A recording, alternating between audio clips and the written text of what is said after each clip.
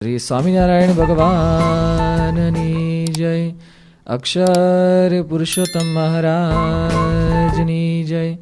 गुणातीतानंद स्वामी महाराजनी जय। भगत जी महाराजनी जय। शास्त्री जी महाराजनी जय। योगी जी महाराजनी जय। प्रमुख स्वामी महाराजनी जय। दिल्ली अक्षरधाम महोत्सवनी जय। जूनागढ़ मंदिर महोत्सवनी जय।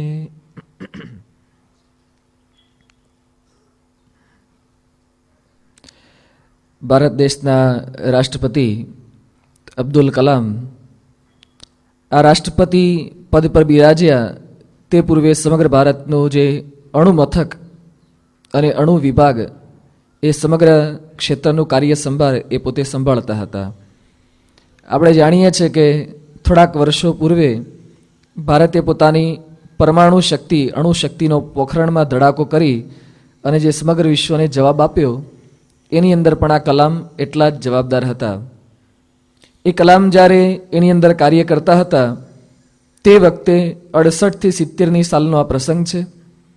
તે વખતે ભારત પ્રક્ષેપણ શાસ્ત્ર બનાવતું હતું.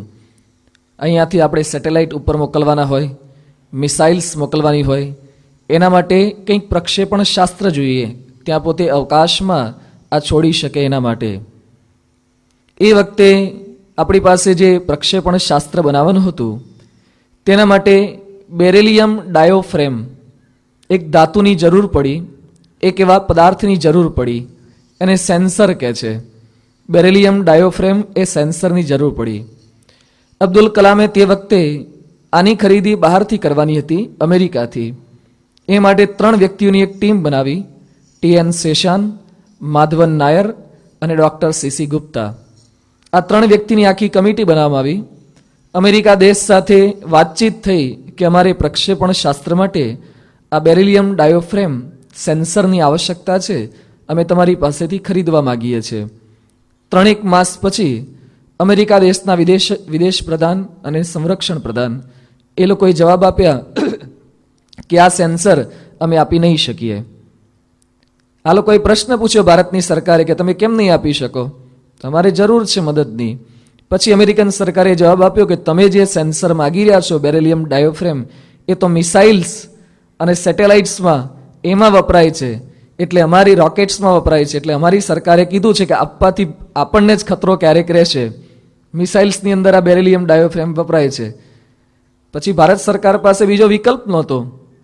સંશોધન કર્યું કે અમેરિકા ક્યાંથી લાવે છે, તો અમેરિકા ક્યાંથી લાવે છે એનું સંશોધન કર્યું તો જાપાન પાસેથી પ્રાપ્ત કરતું હતું આ બેરિલિયમ ડાયોફ્રેમના સેન્સર.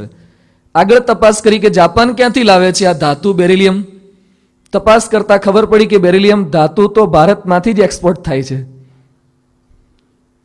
અને પછી અબ્દુલ કલામે બધી તપાસ કરી અને બેરિલિયમ જે એક્સપોર્ટ થતું હતું જાપાનમાં એ તાત્કાલિક બંધ કરી દેવડાવ્યું અને એમાંથી આપણે જાતે જ બનાવવાની શરૂઆત કરી. અમેરિકાએ પછી પોતાનો કંઈક બીજો વિકલ્પ શોધ્યો હશે, પણ ઘણી વખત વસ્તુ આપણી પાસે હોય અને આપણે શોધીએ છીએ બીજા આગળ હાથ લાંબા કરીએ છીએ. કારણ કે જાપાન એ આપણી પાસેથી રો મટીરિયલ કાચી ધાતુ લઈ અને એમાં સંસ્કરણ કરતું હતું, ઉપર પોતાની ટેકનોલોજી કંઈક ઉમેરી અને નવું સ્વરૂપ આપતું હતું, એટલે આપણે ઓળખી શકતા નહોતા કે આ અમારી જ વસ્તુ છે. એમ ઘણીવાર ભારતથી અહીંયાથી કપડાં, સારું કાપડ એક્સપોર્ટ થાય, ત્યાં જઈને made in USA, made in Japan, made in જર્મનીના સિક્કા લાગીને પછી ઇન્ડિયામાં આવે એટલે આપણને કપડાં પહેરવા ગમે, એ પેન વાપરવી ગમે, એ ફ્રૂટ્સ ખાવું ગમે, પણ હોય છે બધું આપણું અહીંનું જ ઘણી વખત. એમ ભારતના પણ વિચારો, ઉપનિષદના વિચારો અત્યારે બહાર જાય અને બહારના લોકોના શીર્ષક હેઠળ, એના મસ્તક હેઠળ કે એમર્સને આ કીધું છે, આ પ્રિન્સ ચાર્લ્સ બોલે છે, અથવા તો ત્યાંના આધુનિક જુલેવન કે બીજા જે કંઈ સાહિત્યકારો છે એ બોલે છે, ચાર્લ્સ ડિકન્સ બોલે છે. આપણને થાય કેટલી સુંદર વાતો કરી છે, પણ એ બધા ભારતનું એઠું ચાટે છે. ભારતના ઉપનિષદમાં જે વિચારધારા છે એનાથી વિશેષ કોઈએ ક્યારેય ચિંતન કર્યું જ નથી. એ ઉપનિષદની વિચારધારા આપણી પાસે છે. અત્યારે આધુનિક જેટલા કંઈ પુસ્તકો લખાય છે એ પુસ્તકોમાં જે કંઈ વિચારો છે દરેકના બીજ આ ઉપનિષદની અંદર પડ્યા છે. પ્રશ્ન માત્રનું સમાધાન કરી આપે, માણસને પોતે જ્યાં છે ત્યાંથી ઉર્ધ્વગતિ કરી આપે એવા સુંદર ઉપનિષદ, એમાં ઈશ, કેન અને કઠ, એમાં નચિકેતાની આખ્યાયિકાનું રસપાન આપણે સર્વે કર્યું હતું. હવે નવું એક ઉપનિષદ શરૂ થાય છે, એનું નામ છે પ્રશ્નોપનિષદ. પ્રશ્ન ઉપનિષદ. આ પ્રશ્ન ઊભા કરશે નહીં, પ્રશ્ન સમાવશે. આનું નામ છે પ્રશ્ન ઉપનિષદ. આ મૂળ ઉપનિષદ એ અથર્વવેદનું છે. અથર્વવેદના 3 ઉપનિષદ છે, પ્રશ્ન ઉપનિષદ, મુંડક ઉપનિષદ અને માંડુક્ય ઉપનિષદ. એ 3 પૈકીનું આ પ્રથમ છે. એમાં 66 જેટલા શ્લોકો છે, 6 પ્રશ્નો છે. એના મુખ્ય ઋષિ છે પીપલાદ ઋષિ. એ પીપલાદ ઋષિ પાસે ઓમ સુકેશા ચ ભારદ્વાજ શૈબેશ્ચ સત્યકામ સૌર્યાયણી ચ ગાર્ગ્ય કૌશલ્યશ્ચ અશ્વલાયનો ભાર્ગવો વૈદર્ભિ કબંદી કાત્યાયનસ્તે હૈતે બ્રહ્મપરા બ્રહ્મનિષ્ઠા પરમ બ્રહ્મ અન્વેષમાણા એષ વૈ તત્સર્વં વક્ષ્યતિ ઇતિ તેહ સમિત્પાણયો ભગવંતમ પીપલાદ મુનિમ ઉપસન્નાહ. આ બધા 6 શિષ્યો, ભરદ્વાજનો પુત્ર સુકેશા, શિબિકુમાર સત્યકામ, ગર્ગ ગોત્રમાં ઉત્પન્ન થયેલ સૌર્યાયણી, કૌશલ દેશનો આશ્વાલાયન, વિદર્ભ દેશનો ભાર્ગવ અને કત્યય ઋષિનો પૌત્ર કબંદી, આ 6 શિષ્યો એ પીપલાદ મુનિ પાસે જાય છે અને કંઈક પ્રશ્ન પૂછવા માંગે છે. પરંતુ આ 6 જણા કેવા હતા? બ્રહ્મપરાહા, બ્રહ્મનિષ્ઠાહા, બ્રહ્મ અન્વેષમાણાહા. અત્યારના યુવકોના મનમાં આવા પ્રશ્ન ન હોય. એ લોકો કંઈક બીજું જ શોધતા હોય, ક્યાંથી સારા કપડાં મળે, કઈ કંપનીના બૂટ સારા મળે છે. પણ આ લોકોનું સંશોધન કેવું હતું? બ્રહ્મ અન્વેષમાણાહા, જે બ્રહ્મની શોધ કરે છે. ક્યાંથી મને પરબ્રહ્મ સરળતાથી પ્રાપ્ત થાય, એનું સ્વરૂપ કઈ રીતે સરળતાથી સમજી શકીએ, એવા વિચાર લઈ અને પોતે નીકળ્યા હતા.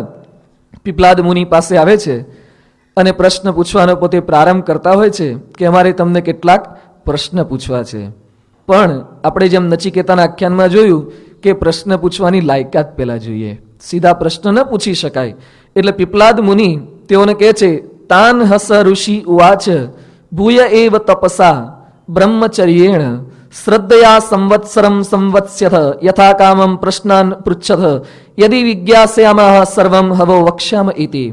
ઋષિ કહે છે, ફરીથી શ્રદ્ધાથી બ્રહ્મચર્યને પાળતા તપયુક્ત થઈ અને 1 વર્ષ સુધી અહીંયા રહો, પછી પ્રશ્ન પૂછજો. પ્રશ્ન પૂછવા માટે પણ કેટલીક પાત્રતા જોઈએ. સીધા ગયા એવા પ્રશ્નનું લિસ્ટ કાઢીને બોલવાની શરૂઆત ન કરી દેવાય. ભલે તમારા મનમાં પ્રશ્ન હોય, પણ કેટલીક પાત્રતાની આવશ્યકતા રહે છે. એટલે ઋષિ કહે છે, 1 વર્ષ પર્યંત મારા આશ્રમમાં રહો, બ્રહ્મચર્ય પાળો, તપ કરો, સંયમના આદર્શ પોતાના જીવનમાં ઉતારો, પછી મને પ્રશ્ન પૂછજો. 1 વર્ષ રહેશે, એ દરમિયાન એનું કેટલું ઘડતર થઈ જશે.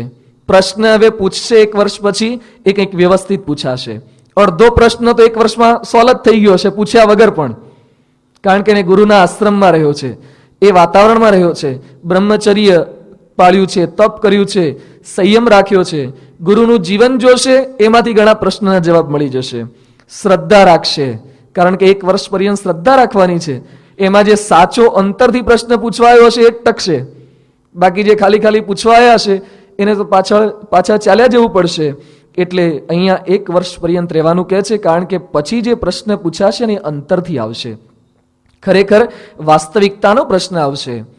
આપણે વચનામૃત ગ્રંથમાં પરમહંસોએ મહારાજને પ્રશ્નો પૂછ્યા છે. ખરેખર એક પરમહંસે હૃદયની ભાવનાથી પોતાની મૂંઝવણના પ્રશ્નો ભગવાન સમક્ષ રજૂ કર્યા છે. મુક્તાનંદ સ્વામી મહારાજને કહે છે કે મહારાજ, આમ તો તમારી ભક્તિ સેવા પૂજા ઘણું કરીએ છીએ, પણ જેવા ધ્યાન કરવા બેસીએ, માનસી કરવા બેસીએ અને જગતના સંકલ્પો બહુ જ થાય છે. આ પ્રશ્ન કોઈ ભગવાનને મૂંઝવવા માટે નથી પૂછાયો. પોતે આધ્યાત્મિક માર્ગે ચાલ્યા છે, જે કંઈ વિઘ્નો આવ્યા પછી હૃદયમાંથી નીકળેલો પ્રશ્ન છે. સાથે સાથે એ માર્ગે પ્રયત્ન કર્યો પછી પ્રશ્ન પૂછે છે, કંઈક આગળ વધવાની ભાવનાથી. સચ્ચિદાનંદ સ્વામી મહારાજના પરમહંસ હતા. ભગવાન સ્વામિનારાયણ પ્રત્યે અત્યંત આસક્તિ પ્રીતિ હતી. શ્રીજી મહારાજ એ ગઢપુરથી વિદાય લેતા હોય કે કોઈ પણ સ્થાનથી વિદાય લેતા હોય, સચ્ચિદાનંદ સ્વામી વિદાય આપનાર એક સંત હોય.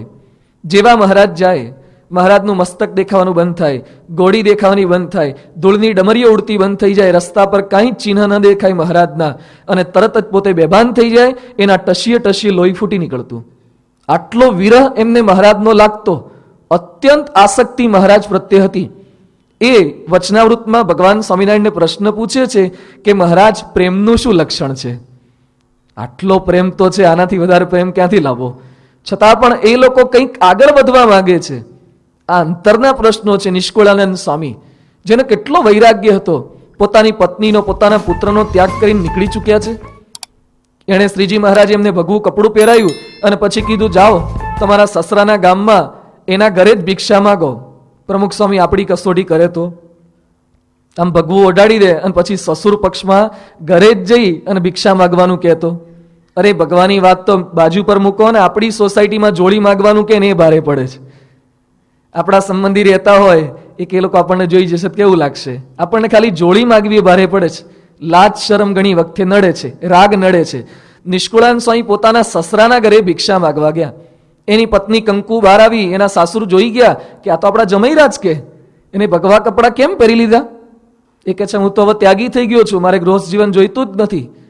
એની માતાએ એટલે નિષ્કુળાનંદ સ્વામીની સાસુએ પોતાની દીકરીને તૈયાર કરી કે નવા કપડાં પહેરી લે, જોડે પેલા 2 છોકરાઓને લઈ જા, એટલે હમણાં પીગળી જશે, કે એને જોશે એટલે વૈરાગ્ય બધો સ્રવી જશે. અને પછી નિષ્કુળાનંદ સ્વામી પાસે એમની પત્ની આવ્યા અને બધી મીઠી મીઠી વાતો કરવા લાગ્યા, રોકાઈ જાય એના માટે પ્રલોભન આપવા લાગ્યા, સમજાવવા લાગ્યા. એ વખતે નિષ્કુળાનંદ સ્વામી કહે છે, ભેંસ હોત તો વાછડાને જોઈને પારસો મૂકત, ગાય હોત તો, પણ આ તો આખલો છે, હવે પારસો મૂકશે નહીં. મને ભગવાનમાં પ્રીતિ થઈ ગઈ છે, હવે હું આવીશ નહીં. આટલા વૈરાગ્ય વાળા નિષ્કુળાનંદ સ્વામી એ મહારાજને વચનાવૃતમાં પ્રશ્ન પૂછે છે કે મહારાજ વૈરાગ્ય કેમ આવે? આ હૃદયના પ્રશ્નો છે. કંઈક અધ્યાત્મ માર્ગે પ્રયત્ન કર્યા પછી એ પ્રશ્ન પૂછવાના હોય. ઘણાને તો કંઈક લેવા દેવા જ ન હોય અધ્યાત્મ સાથે, અને અમસ્તા જ પ્રશ્નો પૂછે, ભગવાન કેમ દેખાતા નથી? એક અંશ જેટલો પણ આપણે પુરુષાર્થ ન કરીએ અને સીધા ભગવાન કેમ દેખાતા નથી? પ્રશ્નને ઘણી વાર તો અધ્યાત્મ સાથે કઈ લેવા દેવા પણ ન હોય. એ કે વિમાનમાં કયું પેટ્રોલ વપરાય છે? અલા ભાઈ, આ વિમાનમાં પેટ્રોલ વપરાય એની સભા ચાલે છે. પોતે સાયકલ ચલાવતો હોય, એને વિમાનના પેટ્રોલ સાથે કંઈ જ લેવા દેવાના હોય. એના પ્રશ્નો આવા હોય. ઘણી સ્કૂલમાં અમે જઈએ, છોકરાઓ શું પ્રશ્ન પૂછે? સ્વામીજી, પૃથ્વીની સાઈઝ કેટલી છે? અમે હિસ્ટ્રીના ટીચર છીએ, અમે ઇતિહાસના શિક્ષક છીએ કે અમને આ બધા પ્રશ્નો પૂછો? છતાં ઘણી વાર આવડી પણ જાય જો જાણતા હોય તો. પણ અમે અધ્યાત્મના પ્રોફેસરો છીએ તો એના કંઈક પ્રશ્ન પૂછવાના હોય. પણ આ તો વિજ્ઞાનના, ઇતિહાસના, ભૂગોળના, જ્યોમેટ્રીના એ પ્રશ્ન પૂછે. ઘણીવાર અધ્યાત્મના પ્રશ્ન પૂછે પણ પોતા માટે ના હોય. ઘણા સભામાં પ્રશ્ન પૂછે, સ્વામી ક્રોધ કેમ ટળે? પછી પેલા સંત જવાબ આપવા જાય ને તારા બાજુવાળાને સામે જોતો હોય. કેમ? એ કે મન તો નડતો નથી, પણ અમારા બાજુવાળાનો કેમ ટળે? પોતાના માટે વાત કરવાની છે. ઘણા ઈર્ષ્યા કેમ ટળે ને પછી બાજુવાળા તરફ જોવે. ભાઈ, પોતાના પ્રશ્નો પૂછવાના છે, પોતે સમાધાન પ્રાપ્ત કરવાનું છે. એટલે અહીંયા આવી પ્રશ્નોત્તર શૈલી એ ઉપનિષદમાં વણાયેલી છે. પણ જેટલા કઈ ઋષિઓએ ઉત્તરો માગ્યા છે એ બધાએ ખરેખર અંતરથી સાધના કરી અને પછી પોતે પ્રશ્ન પૂછ્યા છે. એટલે પીપલાદ ઋષિ પાસે આ 6 શિષ્યો એ પ્રશ્ન પૂછવા માટે આવ્યા છે. એમની પાત્રતા કેળવાય એ માટે ઋષિએ 1 વર્ષની આ સાધના બતાવી છે. એ દરમિયાન આપણે હવે પીપલાદ કોણ છે એ જોઈ લઈએ. પેલા લોકો સાધના કરે છે અત્યારે, એ દરમિયાન પીપલાદ મુનિ કોણ છે? જેવા શિષ્યો એકદમ સાધના નિષ્ઠ બન્યા એવા જ આ પીપલાદ મુનિ એ ખરેખર પોતે લાયક હતા. એ દધીચી ઋષિના પુત્ર હતા. જે દધીચી ઋષિ કોણ છે? હવે પાછો પ્રશ્ન સર્જાય. તો શૂરસેન દેશનો ચિત્રકેતુ નામે એક રાજા હતો. ભાગવતના 6ઠા સ્કંદમાં આનું ખૂબ જ સુંદર આખ્યાન આવે છે. એને કરોડો સ્ત્રીઓ હતી, પરંતુ એને કોઈ પુત્ર પ્રાપ્તિ નહોતી થતી. એટલે અંગીરા ઋષિને વિનંતી કરી, યજ્ઞની પ્રસાદી આપી, અને એ પ્રસાદી રાજાની જે કરોડ સ્ત્રીઓ હશે એમાં કૃતદ્યુતિ કરીને એક રાણી હતી. એને આ ચિત્રકેતુ રાજાએ એને ફળ આપ્યું, પ્રસાદી આપી. એના ત્યાં એક પુત્રનો જન્મ થયો. પણ ઈર્ષ્યા, પેલી કૃતદ્યુતિ રાણી એ માનીતી બની ગઈ, બીજી અણમાનીતી બની, કારણ કે એમને સંતાન નહોતું. એટલે બધાએ ભેગા થઈ અને પેલા છોકરાને ઝેર આપીને મારી નાખ્યો. રાજાને વર્ષો પછી પુત્ર પ્રાપ્તિ થઈ, એમાં પણ બીજી રાણીઓએ અદેખાઈથી મારી નાખ્યો. એટલે રાજાને એકદમ વૈરાગ્ય થઈ ગયો. એ ચિત્રકેતુ રાજા રાજ્ય વહીવટનો ત્યાગ કરી સંન્યસ્ત ગ્રહણ કરીને વનમાં જતો હોય છે. એ વખતે એ વિમાનમાં બેસીને જતો હોય છે અને કૈલાસ પર્વત ઉપર શિવ અને પાર્વતી બેઠા હોય છે. એમાં પાર્વતીજીના ખોળામાં શિવજી મસ્તક રાખીને બેઠા હોય છે. આ દ્રશ્ય ચિત્રકેતુએ જોયું અને પોતે શું બોલ્યો કે હું કરોડ સ્ત્રીઓનો ત્યાગ કરી શકું છું ને આ બાવો એકને છોડી શકતો નથી. શું બોલ્યો? હું કરોડનો ત્યાગ કરી શકું છું, આ શિવજી તો એક બૈરાનો ત્યાગ કરી શકતા નથી. ભગવાનનો અવગુણ લીધો. પોતે ત્યાગ કર્યો સારું છે, પણ આ ભગવાન છે ને પતિ પત્ની છે, એમાં કંઈ ખોટું પણ કરી રહ્યા નથી. શિવજી ભક્તને પોતે સુખ આપી રહ્યા છે, વિશેષ કંઈ ખોટો દમ કે ખોટું એવું કંઈ અનિષ્ટ આચરણ પણ નથી. છતાં પણ એણે શિવજીનો અવગુણ લીધો. એ વખતે પાર્વતીજી પોતે ક્રોધાયમાન થઈ જાય છે અને શાપ આપે છે કે તું રાક્ષસ થઈશ. એ રાક્ષસ થયોનું નામ વૃત્રાસુર પડ્યું. એ વૃત્રાસુર હતો તો ચિત્રકેતુ, ખરેખર ખૂબ જ શક્તિશાળી હતો. દેવો સામે એ કાળો કેર વર્તાવા લાગ્યો છે. દેવો કોઈ એની સામે લડવામાં ફાવી શકતા નથી. એટલે ભગવાન નારાયણ પાસે ગયા દેવતાઓ, વિનંતી કરે છે કે આ અસુરને મારી શકીએ, એના માટે કંઈક આયુધ તમે અમને આપો. એ વખતે ભગવાન પોતે કહે છે કે દધીચી ઋષિ એ પરમ પવિત્ર અને દયાળુ છે, એની પાસે તમે જજો. એ અમદાવાદમાં સાબરમતી નદી જ્યાં પસાર થાય છે, એ સાબરમતીના તટ ઉપર આ દધીચી ઋષિનો આશ્રમ છે. તેઓની પાસે જઈ અને તમે તેમના હાડકાની માગણી કરજો. એના હાડકામાંથી વજ્ર તૈયાર કરજો. એ વજ્રાસન જે તૈયાર થશે, આયુધ તૈયાર થશે, એની અંદરથી આ વૃત્રાસુર મૃત્યુ પામશે. દેવતાઓને તો પોતાનો સ્વાર્થ સાધવાનો હતો, ભલે ને ગમે તે મરે, આપણને અસ્ત્ર કે શસ્ત્ર તૈયાર થવું જોઈએ. એ સાબરમતી તટે દધીચી ઋષિ પાસે જાય છે. ભગવાને જે આદેશ આપ્યો છે એની વાત કરી. હવે કોણ તૈયાર થાય? પોતે હયાત હતા, હાડકા ક્યારે આપી શકાય? પોતે મૃત્યુ પામે તો હાડકા અપાય ને. પણ ઋષિએ વિચાર કર્યો કે આ પૃથ્વી પરથી આસુરી તત્વનો નાશ થતો હોય, જો ભગવાન પ્રસન્ન થતા હોય, જો દેવતાઓને સંતોષ થતો હોય, તો મારો એક દેહ આ ન્યોછાવર કરવામાં મને કાંઈ ચિંતા નથી. ઋષિ મુનિએ સ્વતંત્ર થકા પોતાની યોગિક શક્તિ દ્વારા એ દેહ છોડ્યો. તેઓના હાડકામાંથી એ શસ્ત્ર આયુધ તૈયાર કરવામાં આવ્યું છે. આ ઋષિ મુનિઓની પરંપરા છે આપણા દેશમાં. કેવળ બીજા માટે, કેવળ પરોપકાર માટે પોતાનું સર્વસ્વ એ સમર્પણ કરી દેતા હોય છે. જે દધીચી ઋષિની વાતો આપણે સાંભળીએ છીએ, આજે આપણી ગુણાતીત પરંપરામાં આ જ ભાવના આપણને જોવા મળે છે. ઉપનિષદમાં જે વાતો છે, જે બીજામાં તે સર્વસ્વ સમર્પણ કરી દેવું. દધીચી ઋષિના દર્શન કરવા હોય તો અત્યારે પ્રમુખ સ્વામીના દર્શન કરીએ, આપણને સ્વયં દેખાય. એના કરતાં પણ એક વેદ ચડેવું. એમણે તો એકવાર દેહ ત્યાગ કરી અને પોતાના આયુધ આપી, પેલા હાડકા આપી દીધા છે. પ્રમુખ સ્વામી મહારાજ ક્ષણે ક્ષણે મૃત્યુ પામી રહ્યા છે. શેના માટે મૃત્યુ પામે છે? એટલે પોતાનું સર્વસ્વ અર્પણ કરી રહ્યા છે. આજે એમની આટલા વર્ષની ઉંમર છે, છતાં પણ સમાજના હિત માટે, સમાજમાંથી વૃત્રાસુર રૂપી જે અસુરી તત્વ છે એ નાશ પામે એના માટે સતત પોતે પ્રયત્નશીલ રહ્યા છે. કેવું કેવું વિચરણ પોતે કરે છે. જ્યારે એમની યુવાન અવસ્થા હતી ત્યારે તો રોજના 15 ગામ પોતે વિચરણ કરતા હતા. એક અઠવાડિયામાં કેટલા બધા ગામમાં પોતે વિચરણ કર્યું છે. 6 જાન્યુઆરી 2003નો એક વિચરણનો ખાલી એક દિવસનો પ્રમુખ સ્વામી મહારાજનો દૈનિક ક્રમ આપને સંભળાવું છું. 6 જાન્યુઆરી 2003, એ વખતે તેઓની ઉંમર 82 વર્ષની હતી. પ્રમુખ સ્વામી મહારાજે પોતાના દેહનું કેટલું સમર્પણ કર્યું છે. એ દિવસે 6 જાન્યુઆરીના દિવસે નવસારીમાં સવારે પૂજા કરી, નાસ્તો કર્યો. ત્યાંથી ટાંકલ ગામમાં પધાર્યા. ત્યાં હરિમંદિરની જમીન પર પુષ્પો છાંટ્યા. ત્યાંથી દોણજા ગયા.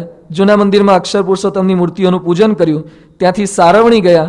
ત્યાં આરતી કરી, ઠાકોરજીની સભા કરી. ત્યાંથી વાનરવેલા ગયા, ત્યાં આરામ કર્યો. બપોરનો આરામ છે. ત્યાંથી ખુડવેલ ગયા. ત્યાંથી ખાંભળા ગયા, ગોલવાડ ગયા, ચીખલી ગયા, બિલીમોરા ગયા, ખાપરવાડા ગયા અને રાત્રે કોસંબા ગામમાં પધાર્યા. 10:30 વાગે આરામમાં પધાર્યા. એક દિવસમાં 82 વર્ષની ઉંમરમાં 12 ગામ કર્યા. આ સમર્પણ નથી? આજે 20-25 વર્ષની યુવાન અવસ્થામાં પણ આપણને વિચરણ કરવું અથવા તો પધરામણીઓ કરવી અથવા તો ગામો ગામ ફરવું કેટલું કઠિન છે.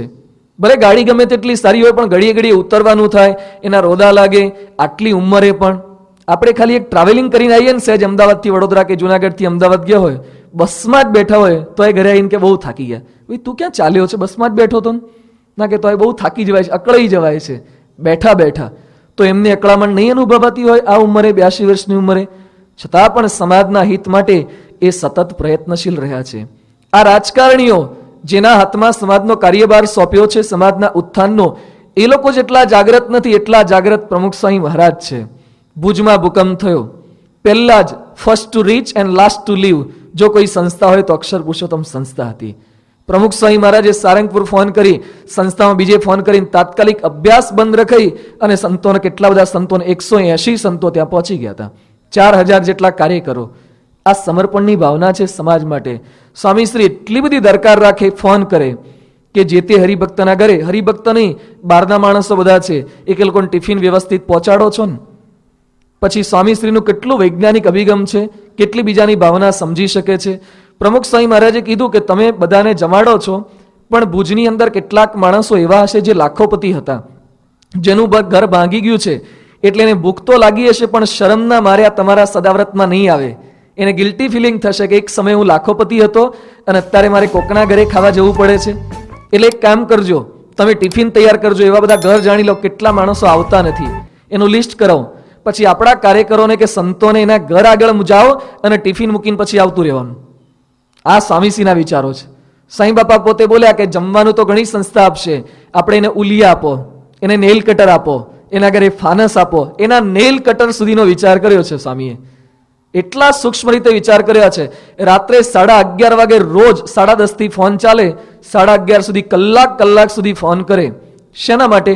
કેટલા ગામમાં ફર્યા, કેટલા ગામમાં લોકોને શું તકલીફ છે, બીજી કઈ વધારે આવશ્યકતા છે. એકવાર રાત્રે 11:30 પ્રમુખ સ્વામી મહારાજે ફોન જોડ્યો. એ વખતે પૂજ્ય બ્રહ્મવિહારી સ્વામી ત્યાં કાર્યભાર સંભાળતા હતા અને પોતે કલેક્ટર ઓફિસ આગળથી પસાર થતા હતા. પ્રમુખ સ્વામી મહારાજે પૂછ્યું કે શું ચાલી રહ્યું છે, કેવું વિતરણનું કામ છે, લોકો બધા શાંત થયા, એ લોકોને શાતા વળી.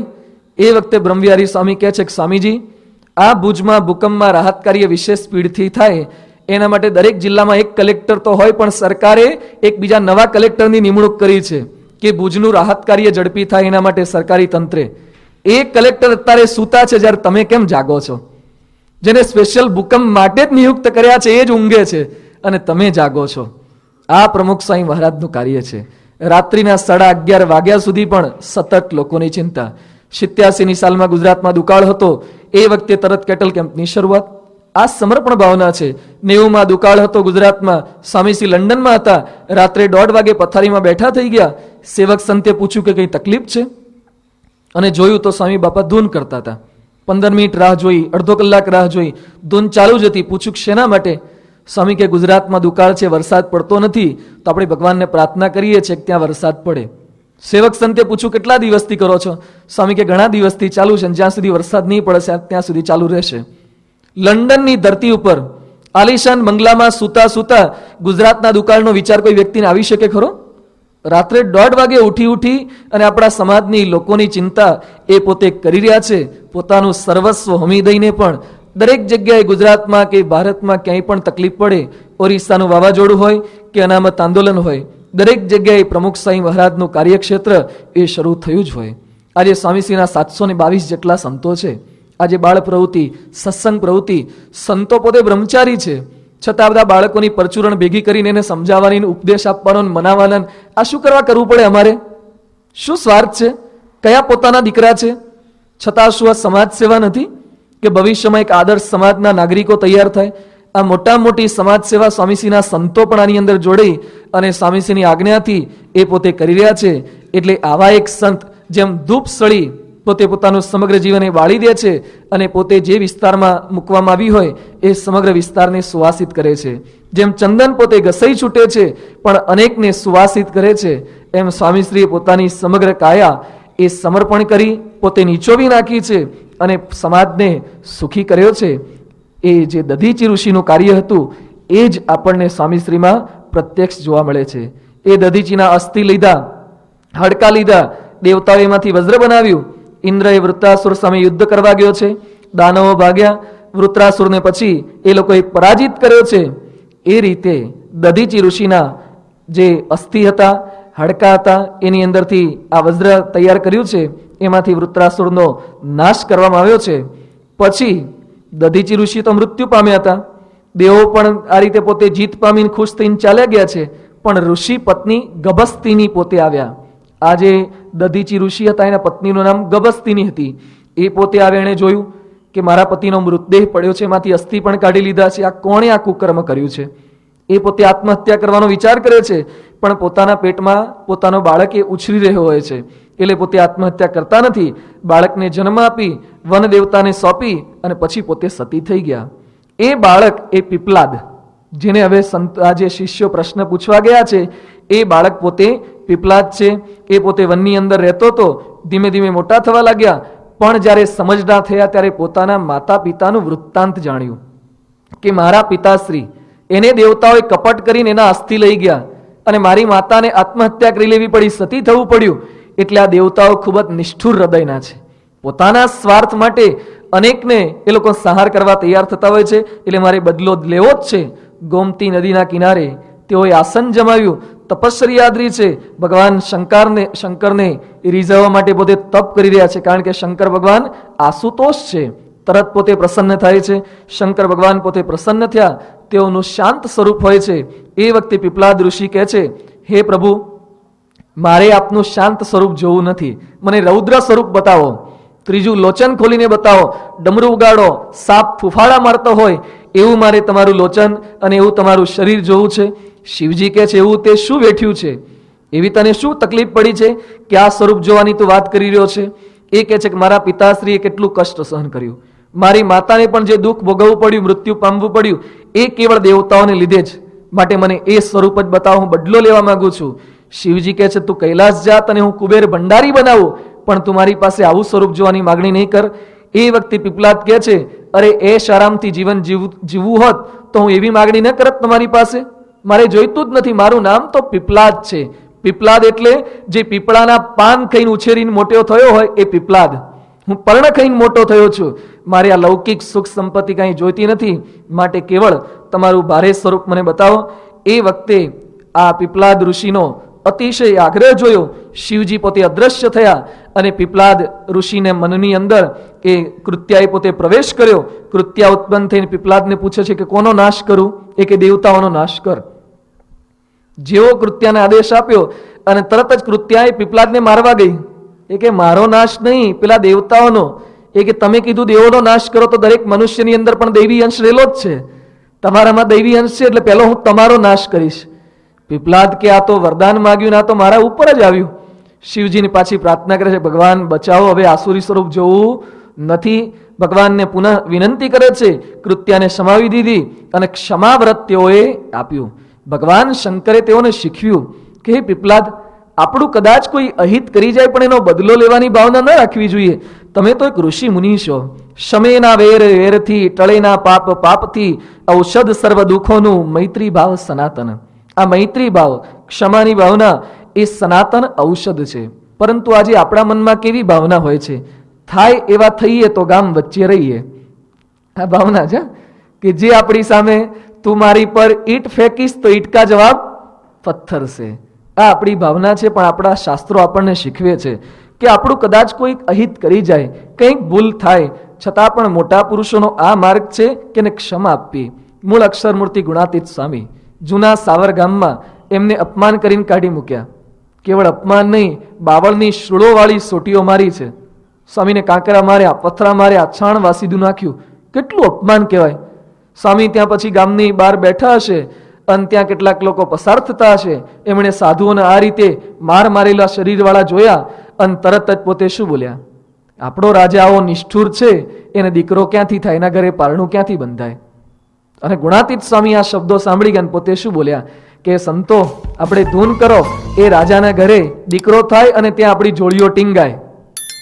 કેટલી ક્ષમાની ભાવના છે જેને